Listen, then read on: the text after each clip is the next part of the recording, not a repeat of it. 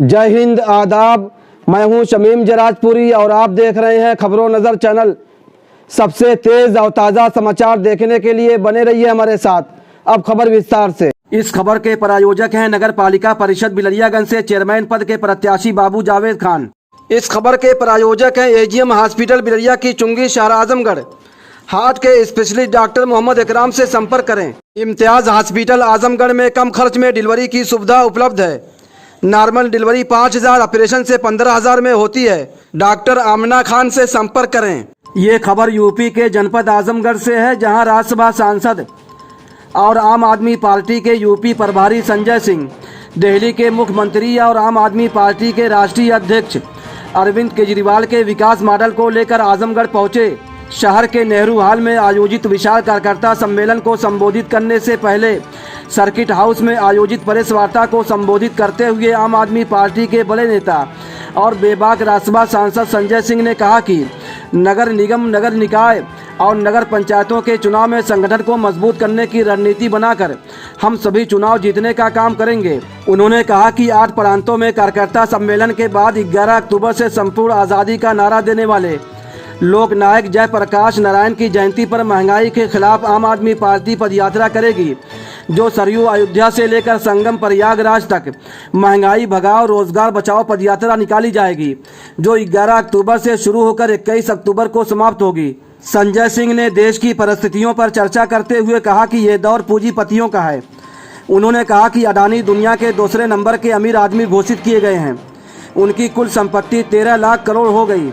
उन्होंने कहा कि एक व्यक्ति को 2.5 लाख करोड़ बैंक का कर्जा मिला है और हमारा नौजवान अगर 2.5 लाख कर्ज लेने जाता है अपनी पढ़ाई के लिए तो उसके चप्पल खींच जाते हैं। किसान अगर कर्ज मांगने जाता है तो उसके चप्पल खींच जाते हैं, लेकिन 2.5 लाख करोड़ रुपए का कर्ज अकेले अडानी को मिला है। संजय सिंह ने कहा कि भारतीय संपत्ति बेची जा रही है। देश की आर्थिक स्थिति बहुत खराब है। भारत को आर्थिक गुलाम बनाने का काम सरकार कर रही है और हम आर्थिक गुलामी को स्वीकार कर रहे हैं। प्रेस वार्ता खत्म होने के बाद संजय सिंह शहर के नेहरू हॉल में पहुंचे, जहां पर आम आदमी पार्टी के नेताओं, कार्यकर्ताओं और समर्थकों ने उनका पुरजोर स्वागत किया। नेहरू हॉल में संजय सिंह ने कार्यकर्ता सम्मेलन को संबोधित किया और कहा कि ये प्रांतीय सम्मेलन नवंबर-दिसंबर में होने वाले नगर निगम, नगर निकाय और नगर पंचायतों के चुनाव से संबंधित है और इसी की तैयारी के लिए ये कार्यकर्ता सम्मेलन किया जा रहा है। नेहरू हॉल में आम आदमी पार्टी के नेताओं, कार्यकर्ताओं और समर्थकों की भारी भीड़ मौजूद थी और लोग काफी उत्साहित थे। कार्यकर्ता सम्मेलन में मुख्य रूप से मौजूद रहे प्रांतीय अध्यक्ष राजेश यादव, जिला अध्यक्ष रविंद्र यादव, सुनील यादव, डॉक्टर शरफुद्दीन, डॉक्टर अनुराग, कृपा शंकर पाठक, तनवीर रिजवी, राजन सिंह, राजेश सिंह, रामरूप यादव, अशोक यादव, उमेश यादव और गोविंद दुबे समेत बड़ी संख्या में पार्टी के नेता व कार्यकर्ता मौजूद थे। प्रेस वार्ता को संबोधित करते हुए राज्यसभा सांसद और आम आदमी पार्टी के यूपी प्रभारी संजय सिंह ने क्या कहा है, आइए हम आपको दिखाते हैं। क्या प्रयोजन है? देखिए, उत्तर प्रदेश को संगठन की दृष्टि से 8 प्रांतों में हम लोगों ने बांटा है और कल काशी प्रांत का सम्मेलन था कार्यकर्ताओं का। ये पूरा अभियान नगर निकाय का जो चुनाव है नवंबर-दिसंबर के महीने में, उसको लेके चलाया जा रहा है। काशी प्रांत के सम्मेलन में कल वाराणसी में भारी संख्या में कार्यकर्ता जुटे और हम लोगों ने संकल्प लिया कि कैसे नगर पालिका, नगर निगम और नगर पंचायतों में संगठन निर्माण करके वहाँ के स्थानीय मुद्दे उठाकर संघर्ष और संगठन के जरिए मजबूती से चुनाव लड़ना है। और यही आज पूर्वांचल का सम्मेलन, पूर्वांचल के हमारे प्रांतीय अध्यक्ष राजेश यादव जी के नेतृत्व में यहाँ हो रहा है आजमगढ़ में। चुनाव समिति के हमारे अध्यक्ष प्रदेश के सभाजीत सिंह जी हमारे साथ हैं और पूरे प्रदेश में 8 प्रांतों में पहले हम ये सम्मेलन करेंगे। इसके बाद 11 अक्टूबर से संपूर्ण क्रांति का नारा देने वाले, आपातकाल से हिंदुस्तान को बचाने वाले लोकनायक जयप्रकाश नारायण की जयंती पर सरयू अयोध्या से संगम प्रयागराज तक की 11 से 21 अक्टूबर तक की पदयात्रा करेंगे और उसमें हमारा नारा होगा महंगाई भगाओ रोजगार बचाओ। ये पदयात्रा हम लोग करेंगे, लगभग 180 किलोमीटर की पदयात्रा है। और इसमें जो इस समय देश की स्थिति है वो बहुत ही भयावह है, ख़ास तौर से अगर हम आर्थिक स्थिति की बात करें। अभी 3 दिन पहले आप लोगों ने पढ़ा होगा कि अडानी दुनिया का दूसरे नंबर का अमीर व्यक्ति बन गया, 13 लाख करोड़ उसकी संपत्ति हो गई। जब 2014 में उसकी संपत्ति का आकलन हुआ उस वक्त 39,000 करोड़ थी, 2018 में 57,000 करोड़ थी, 2020 में 2.5 लाख करोड़ थी, 2022 के 2 बार में, एक बार 10 लाख करोड़ हुई, एक बार 13 लाख करोड़ हो गई। एक व्यक्ति को 2.5 लाख करोड़ रुपए का बैंक का कर्जा मिला है, 2.5 लाख करोड़ रुपए का। और हमारा नौजवान अगर 2.5 लाख का भी कर्ज लेने जाता है अपनी पढ़ाई के लिए तो उसके चप्पल घिस जाते हैं। किसान अगर कर्ज मांगने जाता है उसकी चप्पल घिस जाती है। लेकिन 2.5 लाख करोड़ का कर्जा अकेले अडानी को मिला है। तो आम आदमी पार्टी का नारा है, केजरीवाल जी का नारा है इंडिया नंबर 1 दुनिया में, और मोदी जी का नारा है अडानी नंबर 1 दुनिया में। हमारा विरोध इस बात को लेके है कि भारत की संपत्तियां, आप रेल बेच रहे हैं, आप सेल बेच रहे हैं, आप कोल इंडिया बेच रहे हैं, आप LIC बेच रहे हैं, आप बैंक बेच रहे हैं, आप BPCL बेच रहे हैं, आप FCI बेच रहे हैं, आप सड़क बेच रहे हैं, आप बिजली बेच रहे हैं, आप पानी बेच रहे हैं, यानी प्रॉफिट मेकिंग कंपनीज भारत की, उसको बेचा जा रहा है। 6.5 लाख करोड़ की संपत्ति बेचने की योजना बनाई है सरकार ने। ये भारत की ऐसी पहली कपूत सरकार है इस देश के अंदर जो भारत को बेचने की योजना बना रही, कह रहे हम 6.5 लाख करोड़ की संपत्ति बेचेंगे। तो आप मुझे बताइए कि रोजगार कैसे बचेगा जब चंद पूंजीपतियों के हाथ में सारी अर्थव्यवस्था चली जाएगी, जब सारी प्रॉफिट मेकिंग कंपनी, सारी मुनाफा की कंपनियां सब बेच दी जाएंगी चंद पूंजीपतियों को। तो आप मुझे बताइए कि देश कैसे तरक्की करेगा और रोजगार नौजवानों को कैसे मिलेगा। हमें तो जाति धर्म के नशे में उलझा दिया है और देश को एक तरफ बेचने का काम कर रहे हैं लगातार। और क्या तर्क देती है सरकार, कहती है साहब घाटे में चल रहा है इसलिए बेच रहे हैं, घाटे में चल रहा है इसलिए बेच रहे हैं। LIC, BPCL, steel authority of India limited, coal India, तमाम कंपनियां मुनाफे की कंपनियां हैं, लाखों करोड़ की कंपनियां हैं। और मैंने तो पूछा प्रधानमंत्री जी से पार्लियामेंट के अंदर कि हिंदुस्तान का एक व्यापारी बता दीजिए मोदी जी जो घाटे का व्यापार करता हो, यानी रेल घाटे में चल रहा है उसको कोई खरीद लेगा। अरे भाई घाटे का कोई नहीं खरीदता, कुछ मुनाफे का ही खरीदता है। जो इस देश के 130 करोड़ लोगों ने अपने मेहनत और श्रम से भारत की संपत्ति बनाई है उसको बेचने का काम मोदी जी कर रहे हैं। आप चले जाइए लखनऊ में लिखा क्या रहता है, अडानी एयरपोर्ट। पहले लिखा रहता था चौधरी चरण सिंह एयरपोर्ट, अब लिखा रहता है अडानी एयरपोर्ट। आप चले जाइए देश के किसी हिस्से में, क्या एक प्रकार से हम आर्थिक गुलामी को स्वीकार करते जा रहे हैं? क्या भारत को फिर से आर्थिक गुलाम बनाने की कोशिश कर रहे हैं मोदी जी?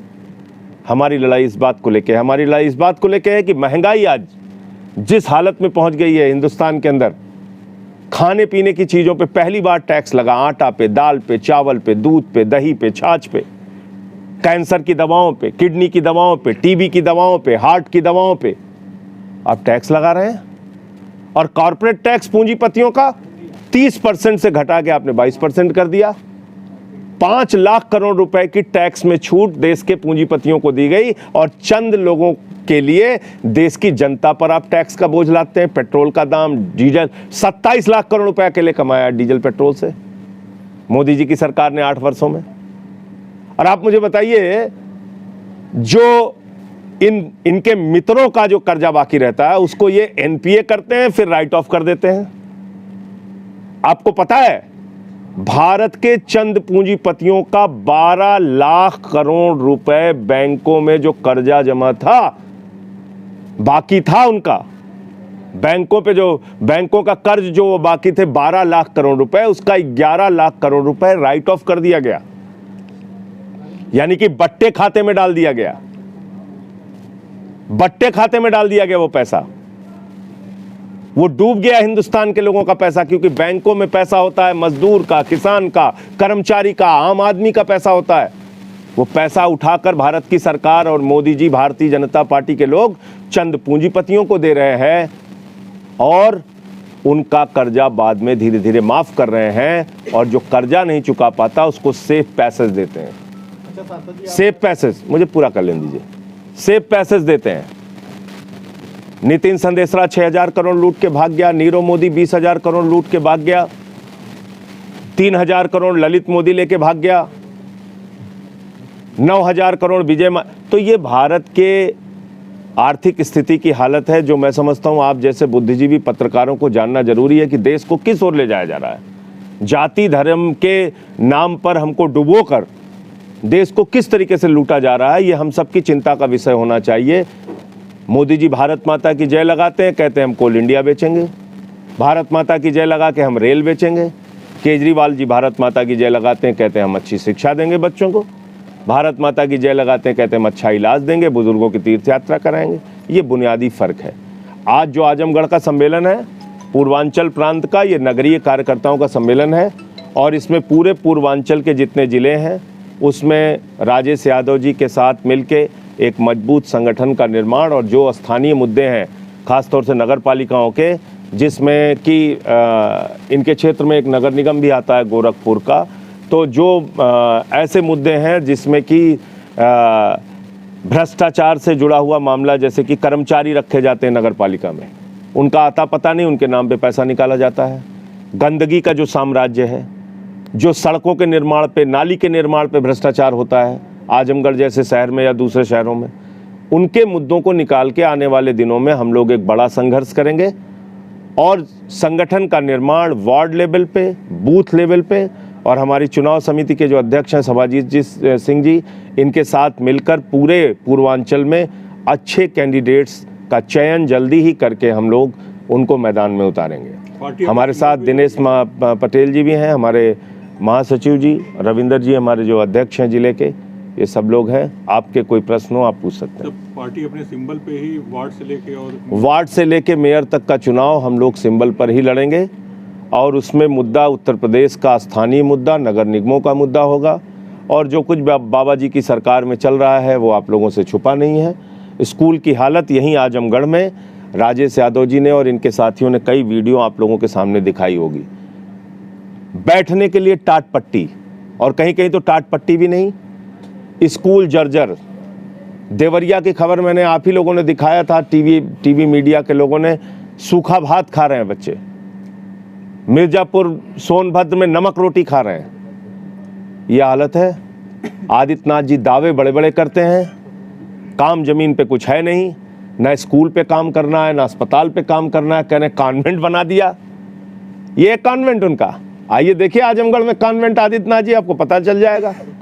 शिक्षा मंत्री कहते हैं हमारी नहीं सुनते, स्वास्थ्य मंत्री कहते हैं हमारी नहीं सुनते, जाके बेचारे छापेमारी करते हैं, कहते हैं हमसे पूछे बगैर ट्रांसफर कर दिया गया। यह हालत है। ब्रजेश पाठक जी हर जिले में छापा मार रहे हैं, स्वास्थ्य की बदहाली पे चिंता भी जता रहे हैं कि बहुत गलत हो रहा है, लेकिन उनके विभाग के अधिकारी उनसे बिना पूछे ट्रांसफर कर दिए जा रहे हैं। यानी कि ट्रांसफर का उद्योग धंधा चल रहा है। और मैंने तो शायद आजमगढ़ का या कहां का मामला था, एक मरे हुए अधिकारी का ट्रांसफर कर दिया। एक डिप्टी सीएम जिसका देहांत हो चुका था उसका ट्रांसफर कर दिया। अनाप शनाप कुछ भी किए जा रहे हैं। तो इसलिए भारतीय जनता पार्टी अब भारतीय खोखा पार्टी हो गई है। इनका एक ही काम है, लोगों से पैसा लूटो और विधायक खरीदो और सरकारें गिराओ। 8 सरकार हिंदुस्तान की इन्होंने विधायकें खरीद के बनाई हैं। जी, अभी आपने कहा कि अर्थव्यवस्था या पूरी देश अर्थव्यवस्था की मार झेल रहा है, बेरोजगारी चरम पर है, लेकिन बीजेपी के लोगों द्वारा और अभी न्यूज चैनलों में चला है कि हमारी अर्थव्यवस्था जो विकसित देश है उनको पीछे छोड़ चुकी है और हमारी अर्थव्यवस्था आगे बढ़ चुकी है। तो इस पर भारत हंगर इंडेक्स में 116 देशों की सूची में 101 नंबर पे पहुंच गया। भारत CMIE की रिपोर्ट के मुताबिक 45 वर्षों की सबसे बड़ी बेरोजगारी झेल रहा है। भारत की अर्थव्यवस्था चंद पूंजीपतियों के कब्जे में है, जिसका मैंने आपको उदाहरण दिया।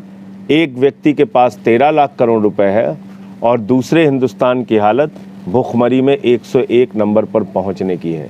तो ये हम सब के लिए बहुत ही चिंता का विषय है।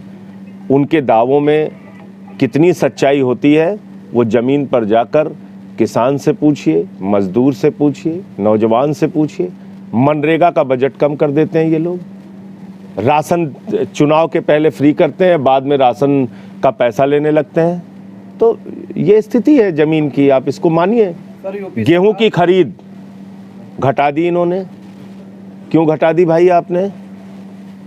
गेहूं की खरीद क्यों कम हुई हिंदुस्तान में? आप बताएंगे? आपकी कोई जवाबदेही है इस देश के लोगों के प्रति? आपने कहा था 15 लाख हर खाते में आ जाएगा, काला धन आएगा। काला धन तो दोगुना हो गया स्विट्जरलैंड की बैंक में। कहाँ है आपका वादा? आपने कहा था 2 करोड़ रोजगार मिलेंगे। अभी पार्लियामेंट में जवाब दिया है मोदी जी ने। 22 करोड़ लोगों ने 8 साल में नौकरियां मांगी है, मात्र 7 लाख लोगों को नौकरियां मिली हैं। कहाँ है आपका वादा? आपने कहा था 2022 15 अगस्त तक हर परिवार के घर पे छत होगी। बताइए आप कितने लोगों के घर में छत है? कितने लोगों को आपने पक्का मकान दे दिया? बुलेट ट्रेन किस रूट पे चल रही है जरा वही पता बता दीजिए हमको, हम भी जाना चाहते हैं देखने के लिए। तो झूठ बोलने की फैक्ट्री है भारतीय जनता पार्टी, और मैं तो उनका नाम अब भारतीय खोखा पार्टी रख चुका हूं। वो खोखा खोखा कर रहे हैं, 50 खोखे एकदम मोके। जहां बीजेपी वालों को लोग देखते हैं कहते हैं खोखा जा रहा है, खोखा जा रहा है। ये हालत हो गई इनकी। बीजेपी ये कह रही है कि हमारी सरकार में जो गुंडे माफिया हैं वो जेल में है और कानून का राज है। इस पर क्या कहना है? देखिए, जो गुंडे माफिया अगर जेल में होते तो अभी लखीमपुर का कांड हुआ फिर से, एक बेटी का। इसके बाद आज ही मैं पढ़ रहा था कि एक मामला मुरादाबाद का आया, निर्वस्त्र करके दुष्कर्म किया जा रहा है लड़की को, उसके वीडियो बने। अब बताइए कहाँ है गुंडे माफिया? सड़क पर दादागिरी, गुंडागिर्दी, महिलाओं की इज्जत लूटते हुए हैं गुंडे माफिया। अब अगर आदित्यनाथ जी को नहीं दिख रहा है तो मैं उनका कोई इलाज नहीं कर सकता।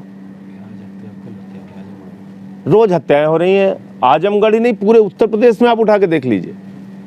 अखबार के पन्ने हत्या बलात्कार की घटनाओं से भरे पड़े रहते हैं, और इसके बावजूद अगर आदित्यनाथ जी ये दावा कर रहे हैं कि गुंडे माफिया सब जेल में हैं, तो मुझे शर्म आती है कि भाजपा को अपराध नहीं दिख रहा है। आज देश किस विचारधारा की तरफ जा रहा है? नफरत की विचारधारा की ओर ले जाने की कोशिश हो रही है, लेकिन उसमें नाकाम होंगे ये लोग, क्योंकि अब जनता समझने लगी है कि ये सारा खेल दरअसल चंद लोगों को फायदा पहुंचाने का खेल है। धन्यवाद। विपक्षी एकता को लेकर तमाम बातें कवायद चल रही है कि बीजेपी से लड़ा जाए तो किस तरीके से लड़ा जाए, उसमें आपका क्या विचार, पार्टी का क्या विचार है? देखिए, अलग अलग पार्टियां अलग अलग जगहों पे मजबूत हैं। जैसे आम आदमी पार्टी का अगर आप जिक्र करें तो हम लोग 3 बार दिल्ली में जीत गए। एक बार 22 सीट पंजाब में आई, दूसरी बार 92 सीटों से हम जीत के आए। गोवा में हमारे 2 विधायक जीत के आए। गुजरात में हम बहुत अच्छे ढंग से चुनाव लड़ रहे हैं, और एक अप्रत्याशित परिणाम गुजरात में आने की संभावना है, जो बीजेपी की बौखलाहट का भी एक बड़ा कारण है। इसलिए जो तस्वीर सामने आएगी, मुझे लगता है गुजरात के चुनाव के परिणाम के बाद ज़्यादा स्थिति स्पष्ट हो पाएगी। मेरा अपना व्यक्तिगत तौर पे मानना है कि जिस तरह से अरविंद केजरीवाल जी की लोकप्रियता पूरे देश में बढ़ रही है, अगला चुनाव इस देश के अंदर मोदी वर्सेस केजरीवाल होगा, क्योंकि कई सर्वेज में आया कि 63% लोग ये मानते हैं कि अरविंद केजरीवाल ही मोदी को मुकाबला दे सकते हैं। क्या गुजरात के चुनाव का असर यूपी में पड़ेगा? चुनाव को लेकर अभी फोकस किया जा रहा है। आपके कार्यक्रम में मोदी मोदी के नारे भी लगाएंगे और मनीष सिसोदिया के साथ जो चीजें हो रही हैं। देखिए, मैं तो कल वो वीडियो देख रहा था, मुझे हंसी आ रही थी कि अब गुजरात के अंदर मोदी जी की यह हालत हो गई है कि केजरीवाल के सामने मोदी मोदी बताना पड़ रहा है। अरे भैया, मोदी जी इस बात को पसंद नहीं करते, वो अपनी रैली में अपना नारा लगवाते हैं। आप केजरीवाल के सामने जाके क्यों नारा लगा रहे हैं? उनका क्यों नारा लगा रहे हैं? वो भी गुजरात के अंदर। गुजरात में इतनी बुरी हालत हो गई मोदी जी को कि लोगों को जाके बताना पड़ रहा है मोदी मोदी मोदी। अजीब हाल है। तो मुझे लगता है कि अपनी रैलियों में नारा लगाओ भाजपा के लोगों, ये अच्छा तरीका नहीं है। मोदी जी भी नाराज होंगे कि तुम भाई केजरीवाल के सामने क्यों नारा लगाने जा रहे हो। सर, जो जनाधार यूपी में होना चाहिए आम आदमी पार्टी का, जिस तरह से पंजाब में है, गुजरात में आप लोग मेहनत कर रहे हैं, लेकिन यूपी में, उत्तर प्रदेश में आपका जनाधार और आपकी सरगर्मी और आपका बोलबाला जो है बहुत कम है यहाँ पे। देखिए, लंबे समय से उत्तर प्रदेश की राजनीति को जाति और धर्म ने जकड़ रखा है। इस बात को हम सारे लोगों को ईमानदारी से स्वीकार करना चाहिए। आम आदमी पार्टी को कोई बुरा नहीं कहता, आम आदमी पार्टी की नीतियों को कोई बुरा नहीं करता। वोट नहीं देते क्योंकि अभी जाति और धर्म के चक्कर में फंसे हुए हैं।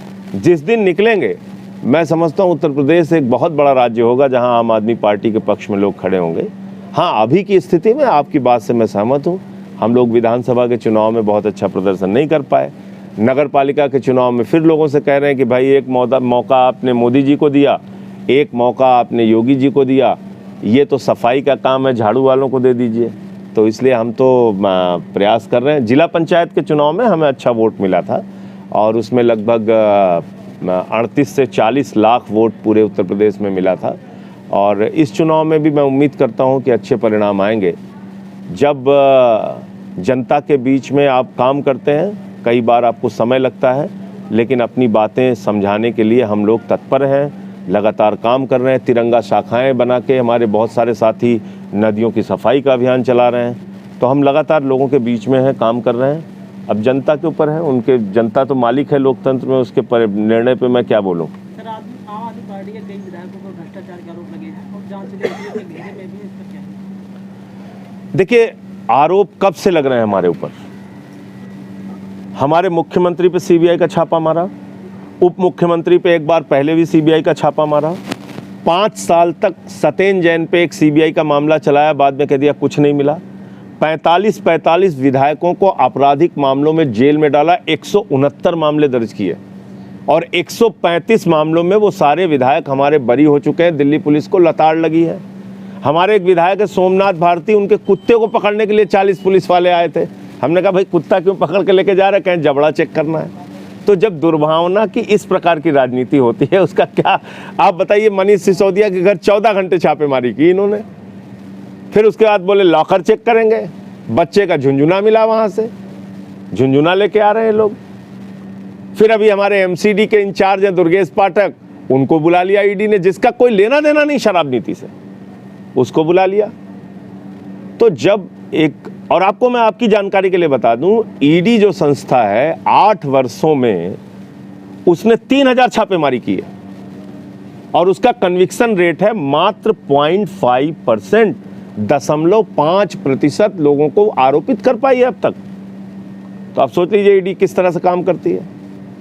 और दूसरी बात क्या है, भारतीय जनता पार्टी भ्रष्टाचारियों के लिए वॉशिंग मशीन है। मुकुल राय शारदा नारदा स्कैम में फंसते हैं, बीजेपी में चले जाते हैं, ईमानदार हो जाते हैं। शुभेंदु अधिकारी शारदा स्कैम में फंसते हैं, बीजेपी में चले जाते हैं, ईमानदार हो जाते हैं। हेमंत विश्व शर्मा वाटर घोटाला करते हैं, वाटर स्कैम करते हैं, बीजेपी में चले जाते हैं, ईमानदार हो जाते हैं। देवेंद्र फडणवीस कहते थे चक्की पिसिंग पिसिंग पिसिंग, अजीत पवार चक्की पिसिंग। उसी अजीत पवार के ऊपर, जिसके ऊपर आरोप लगा रहे थे कि वो जेल की चक्की पीसेंगे, 6:30 बजे सुबह शपथ लेते हैं उनके साथ उप मुख्यमंत्री बना के। इनका कोई चरित्र है?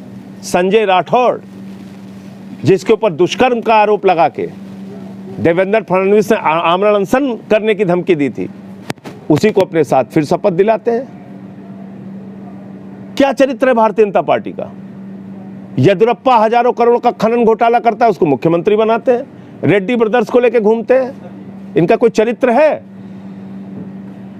भारतीय जनता पार्टी वो पार्टी है जिसका राष्ट्रीय अध्यक्ष कैमरे पर रक्षा सौदे में दलाली खाते हुए पकड़ा गया और जेल गया है। इसलिए भारतीय जनता पार्टी को इस देश में नैतिकता का एक शब्द बोलने का अधिकार नहीं है। महा बेईमान और भ्रष्ट लोगों की पार्टी है। सर, भगवत मान जी का आया था जर्मनी में एयरलाइन से उतारने का, क्या था? लुफ्तांजा एयरलाइंस का जो बयान है मेरे ख्याल से वो पर्याप्त है, और जिन चैनल्स ने और जिन नेताओं ने भगवंत मान जी के ऊपर आरोप लगाया था उनको सबको माफ़ी मांगनी चाहिए, क्योंकि जिस एयरलाइंस को लेकर आरोप लगाया उसने अपनी स्थिति स्पष्ट कर दी कि ऐसा कोई मामला दूर दूर तक नहीं। संजय सिंह इतनी जरूरतमंदी और दिलेरी के साथ बोलते हैं आप जो है, और सच्चाइयों को बयान करते हैं, क्या आपको भी डर लगता है भारतीय जनता पार्टी से और जांच जो है एजेंसियों से? 23 मुकदमा लिखवा के तो घूम रहा हूँ, ये यूपी में बाबा जी ने लगाया है। लगाया नहीं लगाया बताइए आपने? एक दिन में 9 मुकदमा लिखा था बाबा जी ने हमारे खिलाफ। राष्ट्रद्रोह का मुकदमा लगाया इन्होंने, 23 मुकदमे लगाए हैं, सुप्रीम कोर्ट से स्टे मिला है मुझे।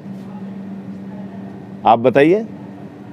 सर एक इनसे डर के काम नहीं चलेगा। 2 रास्ते हैं, या तो हम लोग डर के कुर्ता पैजामा उतार के घर में कायरों की तरह बैठ जाएं, या इनसे मुकाबला करें। जेल भेजेंगे जेल भेजेंगे, लाठी मारेंगे, क्या कर सकते हैं? और इससे ज्यादा FIR करेंगे फर्जी। इससे डर के कायरों की तरह घर में थोड़ी बैठना है। क्यों बैठना है घर में? इस देश को इन लोगों के हाथों लूटने के लिए छोड़ देना है। ये जो चाहे वो करेंगे इस देश में। गुंडागर्दी, दादागिरी, नफरत फैलाओ, जाति धर्म के नाम पे लड़ाओ। ये दादागिरी कम से कम मैं तो बर्दाश्त करने वाला नहीं हूं। जब तक जीवित हूं इनसे लड़ता रहूंगा, इनकी गुंडागर्दी के खिलाफ लड़ता रहूंगा। इसमें कोई डरने की बात नहीं है। और मैं रोज कहता हूं मुकदमे लिखो, जितनी तुम्हारी कलम में ताकत है, जितनी तुम्हारे अंदर ताकत है, मुकदमे लिखो, जेल में भेजो, लाठी चलाओ, जो मन में आए करो। सर एक ये जैसे यूपी में चल रहा था कि ब्लॉकों पे हम रोजगार देंगे, लेकिन जब रोजगार के लिए बुलाया गया तो उसके बाद वो मना करके बच्चे लोग हैं ब्लॉक पे धरना प्रदर्शन कर रहे हैं। सर इनको रोजगार से कोई लेना देना नहीं है। इनको रोजगार से कोई लेना देना नहीं है। और इस देश के नौजवानों से भी मैं कहना चाहूँगा, और ख़ासतौर से यूपी के भाइयों से, कि जब आप लोग इस तरह के बयान देते हो कि 200 रुपये पेट्रोल में भी हम जो है वोट तो बीजेपी को दे, इससे बीजेपी को ताकत मिलती है। बीजेपी कहती है कि इन लोगों को बेरोजगार रखो और महंगाई बढ़ाते रहो, बेरोजगारी बढ़ाते रहो। तो कम से कम नौजवानों को भी अब इस बेरोजगारी के सवाल पे खड़े होना होगा। और मैं तो उनका आह्वान करता हूँ, 11 अक्टूबर से शुरू कर रहा हूँ पदयात्रा। आइए सब लोग मिलकर आवाज उठाते हैं। बेरोजगारी बहुत बड़ा मुद्दा है, मैं सहमत हूं आपसे। सर कई बच्चे आत्महत्या कर ले रहे हैं। जी, कल आजमगढ़ में एक नौजवान, बहुत ही खूबसूरत नौजवान था, आदर्श मिश्रा की हत्या हो गई है, उस पर क्या कहना? नहीं, निश्चित रूप से दुखद है। और मैं तो खुद ही आपसे ये कह रहा हूं कि अपराध उत्तर प्रदेश में बहुत बड़ा मुद्दा है, गुंडाराज बहुत बड़ा मुद्दा है। उसको बयानों से ढका नहीं जा सकता, बयानों से उसको दबाव बना के रोका नहीं जा सकता। ये हत्याएं और इस प्रकार की घटनाएं जरूर रुकनी चाहिए, और वो तब रुकेंगी जब प्रशासन और शासन की ऐसी मंशा होगी। धन्यवाद। खबर और विज्ञापन के लिए संपर्क करें। आजमगढ़ की ताज़ा और तमाम खबरों को सबसे पहले देखने के लिए हमारे चैनल को सब्सक्राइब करें।